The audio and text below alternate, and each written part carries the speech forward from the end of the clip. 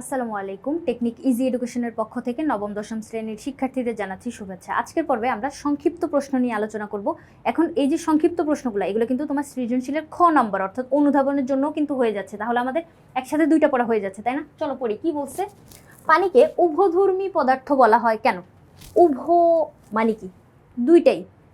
পানিতে আমরা অম্ল ক্ষার দুইটাই দেখতে পাই। এখন যার জন্য পানিকে উভধর্মী বলা হয়, মানে দুইটা ধর্মই পানির ভিতরে আছে। কখনো কখনো অ্যাসিডের মতো আচরণ করবে, কখনো কখনো ক্ষারের মতো আচরণ করবে। এখন অ্যাসিড আর ক্ষার যদি আমরা বলি, অ্যাসিড আর ক্ষার কি? অ্যাসিড হচ্ছে ওই পদার্থগুলা যেগুলো তুমি পানিতে দিলে অথবা জলীয় দ্রবণে দিলে, পানিতে দেওয়া মানেই হচ্ছে জলীয় দ্রবণ। তাহলে অ্যাসিড কি করে? জলীয় দ্রবণে একটা প্রোটন আয়ন দান করে, মানে H+ আয়ন দান করে। আর ক্ষার কি করে? ক্ষার জলীয় দ্রবণে OH-, তার মানে হাইড্রক্সিল আয়ন দান করতেছে। তাহলে অ্যাসিড আর ক্ষার, অ্যাসিড হচ্ছে যেগুলো জলীয় দ্রবণে প্রোটন দান করে, আর ক্ষার হচ্ছে যেগুলো জলীয় দ্রবণে OH- আয়ন দান করতেছে। এখন দেখো পানিতেই তো দিচ্ছে, মানে অম্ল বা ক্ষার যেটাই হোক আমরা পানিতে মিক্স করতেছি, তার মানে জলীয় দ্রবণে দিচ্ছি। এখন তুমি যখন অ্যাসিড মিক্স করতেছো তখন পানিটা ক্ষারের মতো কাজ করবে, আবার যখন পানির ভিতর ক্ষার মিক্স করতেছো তখন ওইটা আবার অম্ল বা অ্যাসিডের মতো কাজ করবে।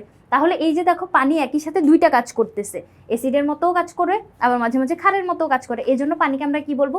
উভধর্মী পদার্থ বলবো। তুমি চাইলে বিক্রিয়া দিয়ে দেখাই দিতে পারো, এই যে হাইড্রোক্লোরিক অ্যাসিড, এটা হচ্ছে মানে তোমার অম্ল।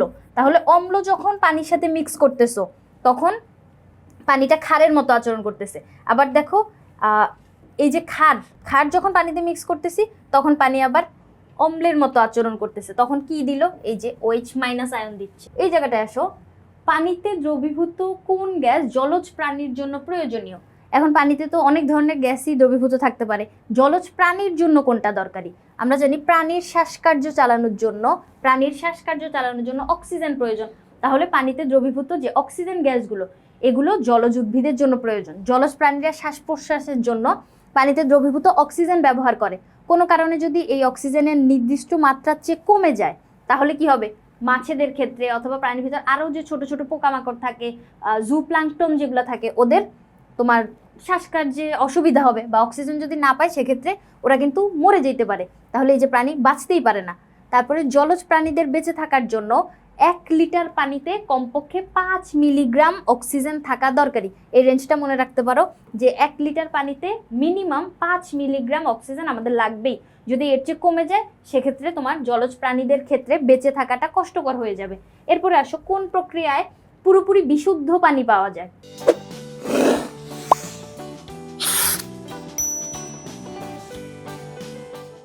পুরোপুরি বিশুদ্ধ পানি বিশুদ্ধ করার কিন্তু অনেকগুলো প্রক্রিয়া আছে।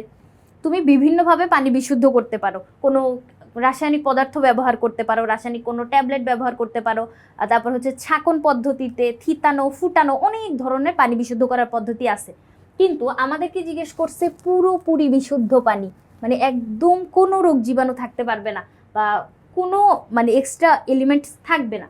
এই প্রক্রিয়াটা হচ্ছে আমার পাতন। এই পাতন প্রক্রিয়াটা আমরা কিভাবে করতে পারি? ধরো আমি একটা বাটির ভিতরে বা একটা পাত্রের ভিতরে পানি নিলাম, এটাকে আমি এখন তাপ দিচ্ছি। নিচ থেকে তাপ দেওয়ার ফলে আমরা কি জানি? পানি বাষ্পে পরিণত হয়ে যায়। এখন এই পানিগুলা উড়ে উড়ে বাষ্পে পরিণত হয়ে যাবে।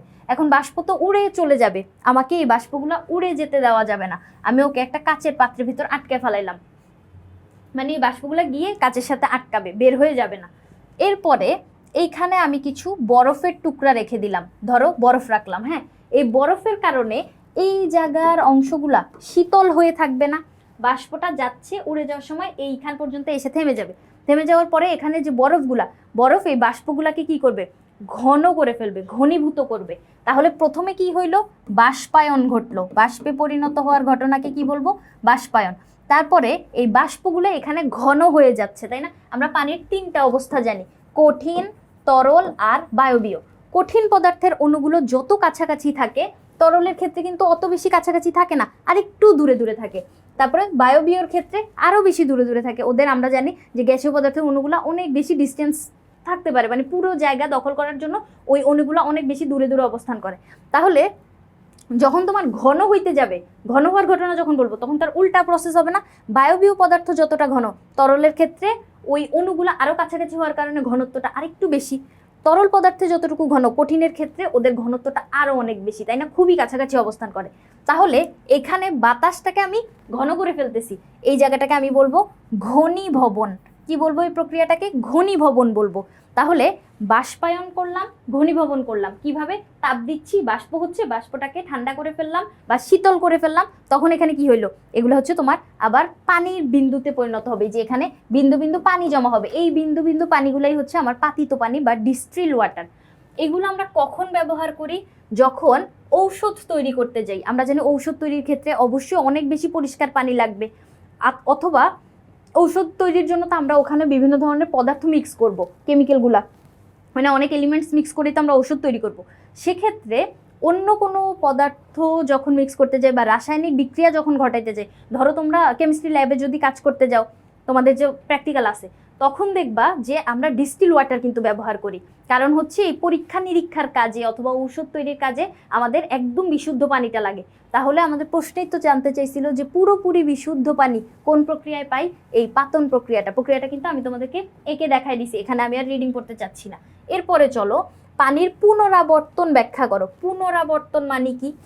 পুনরায়, আবর্তন, দুইটা ওয়ার্ড এখানে একসাথে আছে। পুনরায়, আবর্তন। পুনরায় মানে আবার, আবার, বারবার।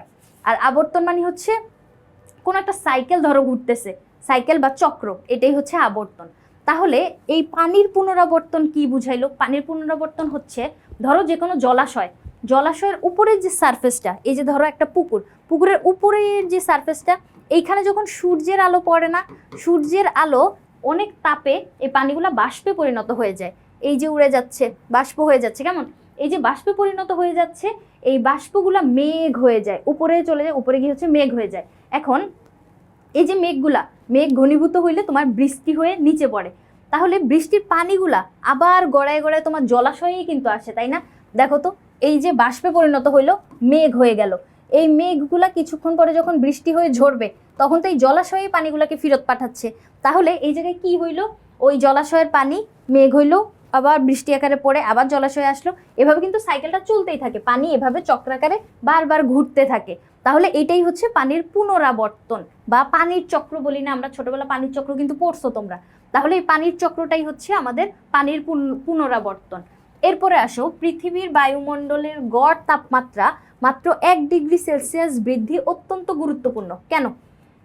এখানে 1 ডিগ্রি সেলসিয়াস, মাত্র 1 ডিগ্রি সেলসিয়াস বৃদ্ধি বলতে যাতে কম বৃদ্ধি পায়। আমরা জানি যে পৃথিবীর তাপমাত্রা তোমার হচ্ছে অনেক দ্রুতভাবে বাড়তেছে, দ্রুত করে যদি বাড়তে থাকে, আচ্ছা বাড়তেছে কি জন্য ওইটা বলো তো? গ্রিন হাউস এফেক্টের কারণে। Green house effect, green house, এই যে গ্রিন হাউস এফেক্টের জন্য দায়ী হচ্ছে কতগুলো গ্রিন হাউস গ্যাস, যেগুলো হচ্ছে তোমার কার্বন, হাইড্রোজেন, কার্বন, নাইট্রোজেন, তারপর হচ্ছে তোমার সালফার, এগুলো দিয়ে গঠিত। এখন এই যে গ্যাসগুলো ওরা কি করে? কার্বন সমৃদ্ধ যে যৌগগুলা, ওরা তোমার তাপকে ধরে রাখে। পৃথিবীর ভিতরে ধরো তাপ প্রবেশ করলো, সূর্যের আলোর সাথে তাপ প্রবেশ করতেছে, এখন ওই তাপটা রাত্রেবেলা বিকিরিত হয়ে যাওয়ার কথা, মানে পৃথিবীটা আবার শীতল হয়ে যাওয়ার কথা, কিন্তু শীতল হয় না। কারণ এই গ্রিন হাউস গ্যাসগুলো কি করে? তাপটাকে ধরে রাখে। পৃথিবীর চারপাশে ওরা একটা আবরণ তৈরি করে রাখছে, যার জন্য তাপ আর বের হয়ে যাইতে পারে না। তাপ এখন শুধু ঢুকতেই আছে কিন্তু বের হইতে পারতেছে না। তার মানে পৃথিবীটা কত বেশি উষ্ণ হয়ে যাবে তুমি কল্পনা করো তো। তাপ শুধু প্রবেশ করতেছে, বের হইতে পারতেছে না। তাহলে পৃথিবীটা উষ্ণ হয়ে যাচ্ছে। উষ্ণতার কারণে আমরা জানি পৃথিবীর দুই প্রান্তে হচ্ছে দুই মেরুতে বরফ থাকে। এখন ওই যে সংরক্ষিত বরফগুলা, আমরা জানি তাপ দিলে বরফ গলে যায়, ওই বরফগুলোও গলে যাবে, হিমালয়ের বরফ গলে যাবে, মানে যত জায়গায় বরফ আছে বরফ গলে যেতে থাকবে। বরফ গলে কি হয়? পানি হয়ে যায়। ওই পানিগুলো সমুদ্রে যায় মিশবে, কারণ আমরা কি জানি পানি তো হচ্ছে তোমার যে কোনো জায়গা থেকে গড়ায় ঢালু জায়গায় যাবে, বা সমুদ্র যে কোনো জায়গায় যায় হচ্ছে জলাশয়ের উচ্চতা বাড়ায় দিবে। সমুদ্রের আশেপাশে যে অঞ্চলগুলো আছে, তীরবর্তী যে অঞ্চলগুলা, নিচু যে অঞ্চলগুলা, ওগুলা সব সমুদ্রের পানিতে তলায় যাবে। তাহলে এটা আমাদের পৃথিবীর জন্য খুবই ক্ষতিকর না? আবার শুধু যে এই সমস্যা এরকমও না, তোমার উষ্ণতা যদি বাড়তে থাকে, অনেক বেশি গ্রীষ্মকালে অনেক বেশি গরম পড়ে, তাহলে ওই যে আমরা কিন্তু রিসেন্টলি হচ্ছে হিট স্ট্রোকের ঘটনা অনেক শুনি, তাই না? তাহলে এটা সব প্রাণীর জন্য, মানুষের জন্যই ক্ষতিকর, এবং ওই নিচু অঞ্চলের মানুষের জন্য তো একদম হুমকি স্বরূপ।